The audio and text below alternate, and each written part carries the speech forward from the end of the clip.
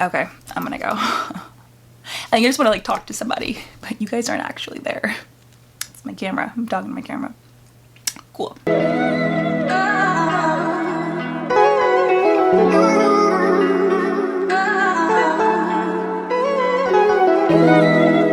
Hey y'all, welcome back. So I have a new filming device. I got a new camera. I used to film on my phone. So we're still figuring out what exactly all of the buttons mean. Just bear with me. It looks fine from what I'm seeing. So today we're going to be doing my April TBR. It is currently March 24th, so we're not quite done with my March books yet. March so far has been alright. I will say that with everything that's going on in the world, all of the Asian hate crimes, that I sometimes wonder if it's ever going to end. And I think that this country was built on the backs of minorities, and I think that it is absolutely unacceptable that we are still fighting and struggling till this day, and that some people just have so much hate and filth and garbage in their hearts.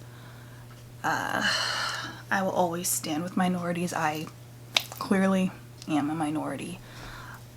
Check on your friends. Check on your Asian friends right now. They are not doing okay. Just educate yourself as much as you can. History has a way of repeating itself, and the history of this country was built on injustices and cruelty towards minorities. That's just facts. And clearly we're not done yet. So with that being said, we're gonna go ahead and get into this TBR. Now, I did recycle a few books from my March TBR. We're gonna just start with those and get those out of the way. So first, I can't seem to get through this book, Just Mercy by Bryan Stevenson. I'm gonna try again. If I can't do it this time around, I'm gonna put it to the side for a few months because I don't know. I can't get into it. So this one's recycled. Also, You Are a Badass. This one is recycled as well. Didn't even touch it this month, and there are other books that I want to get to this month that aren't this one. So we're going to go ahead and recycle this one over to next month as well. Right. Next we have The Four Agreements by Don Miguel Ruiz. I'm not 100% sure what this is about. I know it's just one of those books that people talk about and everyone's read. So in The Four Agreements, Don Miguel Ruiz reveals the source of self-limiting beliefs that rob us of joy and create needless suffering. The Four Agreements offer a powerful code of conduct that can rapidly transform our lives to a new experience of freedom, true happiness, and love. Now, last time I read a book like this that everyone and their mother had read and that was good and was supposed to change my life, I hated it. It was The Alchemist. Nope. Not my cup of tea. Hopefully this one will be different. We'll see. Never know. Maybe so, maybe not. But that one is on the list. Next we have a book that I've tried to get through a little bit, but I'm going to try again. This is Anna K by Jenny Lee. This is a book of the month edition. This one, the writing just seems super fast-paced. I only got to page 38. It's supposed to be a modern day telling of Anna Karenina, which never read, but that's fine. So this is about Anna K. She is 17. She is Korean American. She has a perfect boyfriend, perfect life, and then she meets this boy named Alexia Count Vronsky. He's a notorious playboy. He's never been in love until he meets Anna. And they're pulled irresistibly together, and da da da. So the premise sounds great. I'm just not sure if I'm a fan of the writing, but I'm gonna give it another shot because why not? It's not like I have anything better to do. And hopefully I like it. Next we have like a random older book that's just been kind of sitting in my library for a while. This is Low Pressure by Asha Brianne. I feel like you can't really go wrong with Asha Brianne. All of her books are pretty great.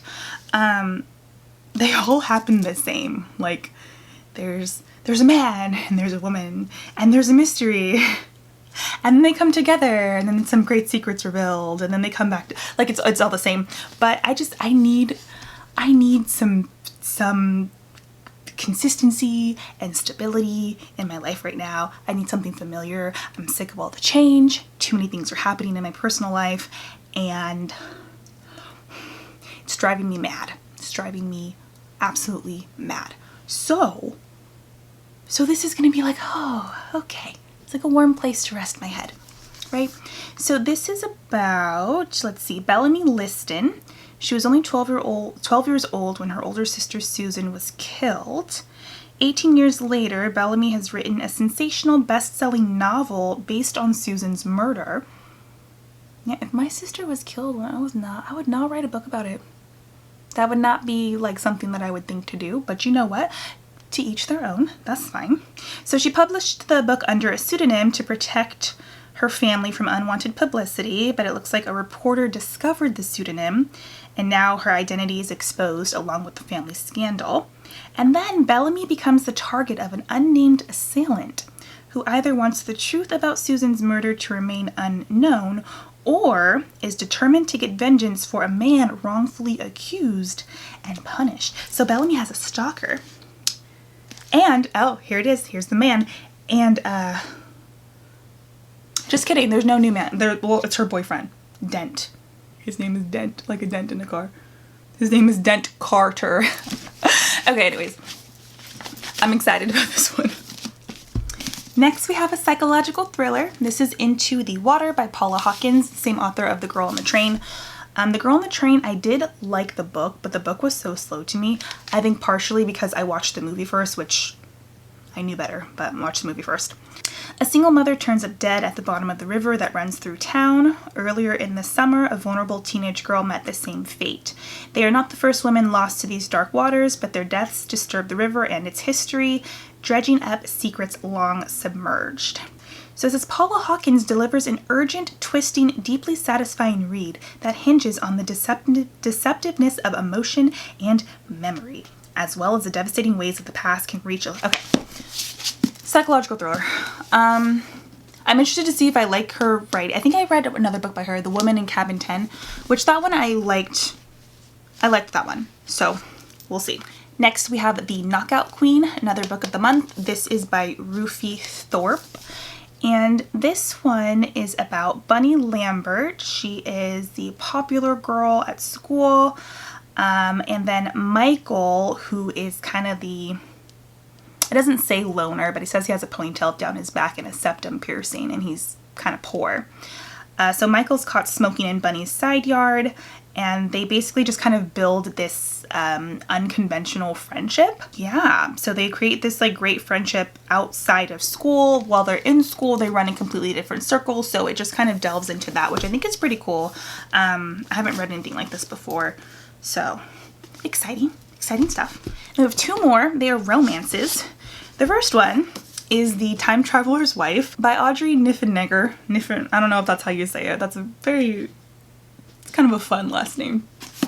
But anyways, if you don't know about this book, well, no, it's not based on a movie. There is a movie based on it with Eric Bana and Rachel McAdams. So it follows Henry, who is a time traveler, and basically his life, ins and outs of his life, and how he meets his wife Claire. He meets her at different points in her life and they get married and all of that jazz. I've seen the movie, which I loved, and my friend kept telling me, she was like, this book is so great, it's like one of the only books that I love, you have to pick it up. So I picked it up like 7 months ago, and it's been sitting on my shelf ever since. And then last but not least, we have The Friend Zone by Abby Jimenez. So this is about Kristen Peterson. She's super loyal to her friends. She's also keeping a big secret. She's facing a medically necessary procedure that will make it impossible for her to have children. And she's planning her best friend's wedding when she meets the best man, Josh Copeland. He's funny. He's not offended by her sarcasm. Only catch, Josh wants a big family someday. So as their attraction grows, it's harder and harder for her to keep him at arm's length and keep him away. This just seems really lighthearted. I just need a little bit of lightheartedness. I need a little bit of stability, of normalcy. Because if I don't get it, I might just go freaking insane. All right, so that is 9 books. I probably should add one more, but based on my current reading streak, even 9's a little ambitious right now. We're at a very tumultuous point in time. Okay, the things are just all over the place.